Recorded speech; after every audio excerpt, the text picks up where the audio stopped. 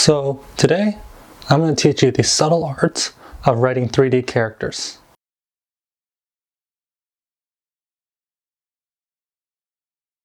Do your characters kind of feel flat or just don't feel that interesting? Well, when I first started writing as well, I had a lot of trouble with this.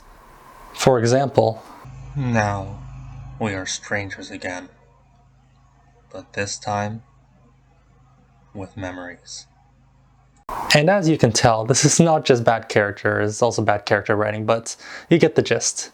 And afterwards, I kind of looked up all these YouTube videos and read all these books about how to write characters, and there wasn't one structure like the most, so I kind of combined them, and I created this, I would call the sphere model. So the sphere model comes up with 4 steps. The first step is the base. The way I like to explain it is that each person has a basic character. A basic character is a character that when they're put into a world where it's only their physical attributes that determine how they would live their life or their future, how would their character end up? For example, I'm a Chinese man who grew up in Canada.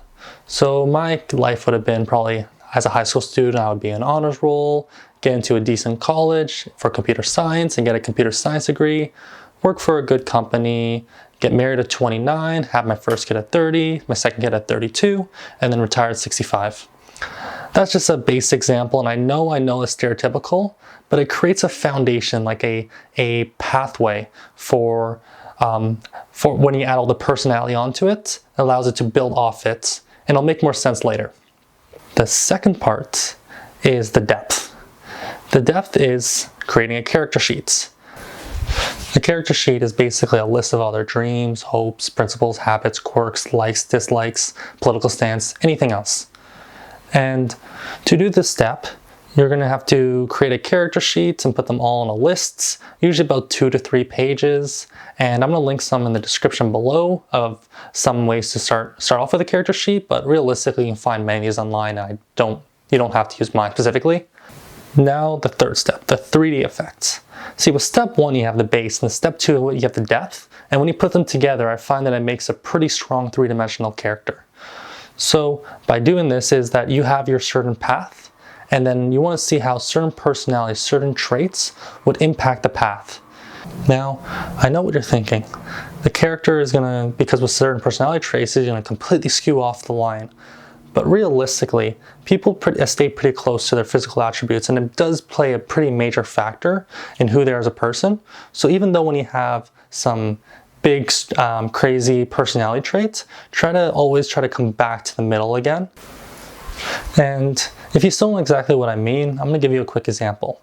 Right, for example, let's say in step 2, I was smart enough not to study, I was a visual learner, extroverted. I would have a very high average in school and a lot more social in high school, going to parties a lot more. I decided I would go to school for architecture instead. Then I struggled deeply because I didn't know how to study, and one second year course I just couldn't wrap my head around. So I changed to a business program where I made a lot of friends and worked for one of my friend's startups. I'm still married at 29 and 2 kids, but never really retired. Most of the time, I'm just thinking how these little qualities can make alterations in your life.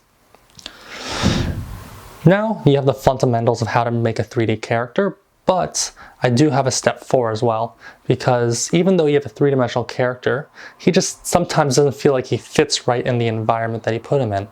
So therefore, I create a step 4, which I'm going to call lighting changes. Lighting changes is basically to understand your character by putting them into micro scenarios.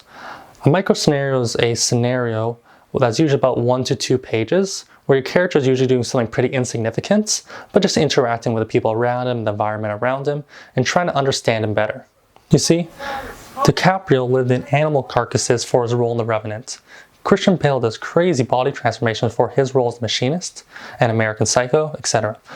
I believe that method acting is insane, but beautiful way to act. And so I try to adapt method writing into my work. And don't worry, I'm not going to make you sleep in animal carcasses. So basically, you just want to put your character into micro scenarios. Micro scenarios are like these little small situations, scenes that are usually about 1 to 2 pages, where you put your character in without any real tension or curiosity and just see how they react to the situation, the characters around them, and the environment around them. For example, some of my favorite situations I like to put my characters are is like ordering coffee in front of a hot barista, another character from a different story or longtime friends and that just haven't seen each other for a long time, just break up from a long relationship, on the deathbed, and a genie can grant him one wish, but can't pay to stay alive, that makes him boring. He gets caught by cops for either something he did or didn't do. He can't go back in time once. He can go back in time once and redo something. Maybe prom nights. You kind of get the idea, have fun with it. And the goal of this is just to really understand your character, so the situations don't necessarily need to have stakes. The goal is to keep it natural. For example, if your character is kind of shy, introverted, don't make them ask out the hot barista.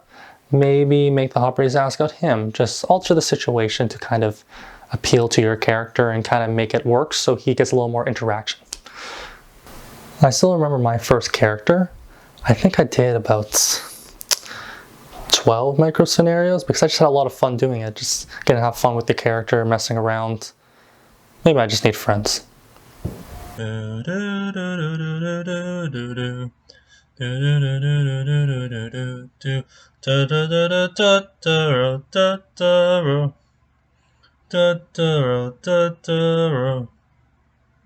Ta-da!